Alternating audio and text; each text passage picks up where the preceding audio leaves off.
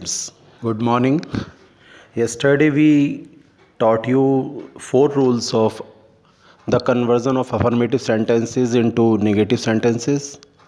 Let's discuss about fifth rule of this type. Rule number 5.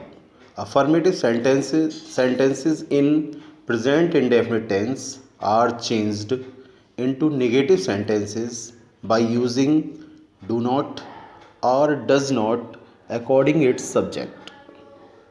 Singular subjects take does not with first form of the verb, while plural subjects take do not with first form of the verb. अगर हम इसको हिंदी में समझें कि हम किसी भी present indefinite tense के अफर्मेटिव सेंटेंस को निगेटिव सेंटेंस में बदलना चाहते हैं तो हमें डू नॉट और डज नॉट का प्रयोग करना होता है। जिस सेंटेंस में सिंगुलर सब्जेक्ट्स दिए होते हैं वो अपने साथ डज नॉट का प्रयोग करते हैं और उनके साथ हम वर्ब की फर्स्ट फॉर्म लाते हैं। अगर किसी अफर्मेटिव सेंटेंस में प्लूरल सब्जेक्ट दिया है तो अगर उस सेंटेंस को निगेटिव बनाना हो तो हमें डू नॉट का प्रयोग करना होता है और उसके साथ हम वर्ब की फर्स्ट फॉर्म लाते हैं। For example, Shama washes clothes daily. In this sentence subject is singular, so does not is applied with Shama. अर्थात इस सेंटेंस में समा सिंगुलर सब्जेक्ट है और सिंगुलर सब्जेक्ट होने के नाते हम यहाँ पर डज नॉट का प्रयोग करेंगे और उसके साथ हम वर्ब की फर्स्ट फॉर्म का प्रयोग करेंगे। यहाँ मैं आपको एक बात और बताता चलूँ कि अफर्मेटिव सेंटेंस में अगर सिंगुलर सब्जेक्ट होता है तो उसके साथ सिंगुलर वर्ब आती है। अगर हम उस सेंटेंस को निगेटिव बनाते हैं तो डज नॉट के साथ प्लूरल फॉर्म आ जाती है।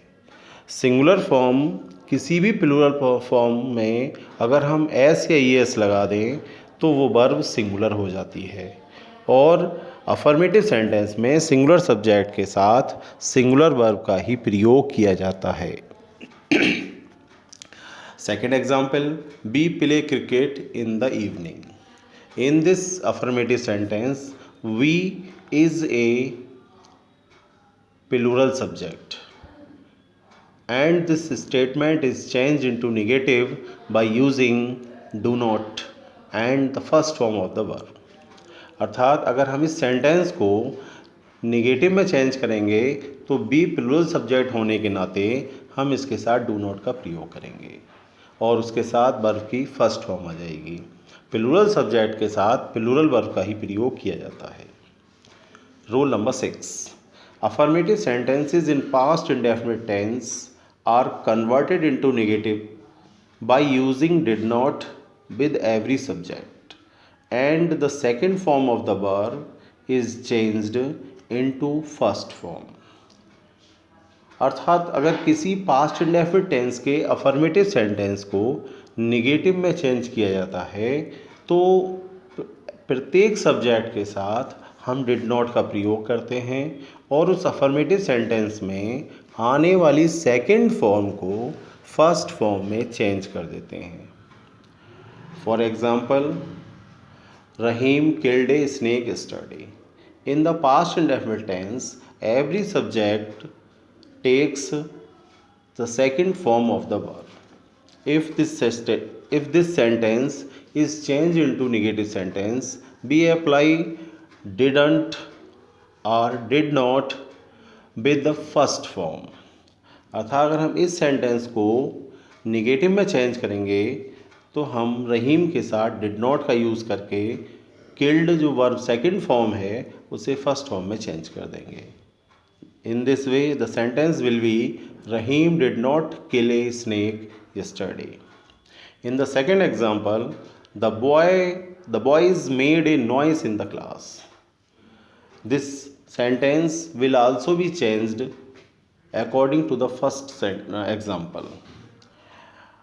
इस एग्जाम्पल को भी हम ऊपर वाले एग्जाम्पल की तरह ही निगेटिव में चेंज कर देंगे और हम यहाँ पर डिड नॉट का यूज़ करके जो मेड वर्ब सेकंड फॉर्म में लिखी हुई है उस मेड वर्ब को मेक में चेंज कर देंगे। Rule number 7, imperative sentences are converted into negative by using do not before the verb।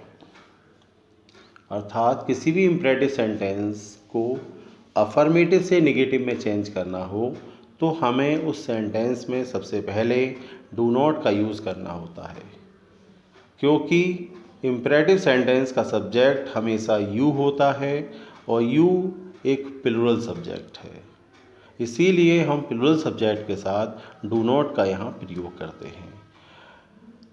For example go there, negative हम इसका बनाएंगे, sentence will be do not go there, अर्थात do not को हम go verb से पहले apply कर देंगे।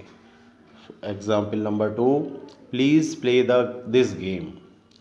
यदि हम इस सेंटेंस को नेगेटिव में चेंज करेंगे तो डू नॉट का यूज़ हमेशा वर्ब से पहले होता है, जबकि प्लीज़ एक एडवर्ब होता है, इसलिए डू नॉट का यूज़ यहाँ पर प्लीज़ के बाद किया गया है, क्योंकि वर्ब से पहले ही हमें डू नॉट का प्रयोग करना है, ना कि डू नॉट से पहले। ओके।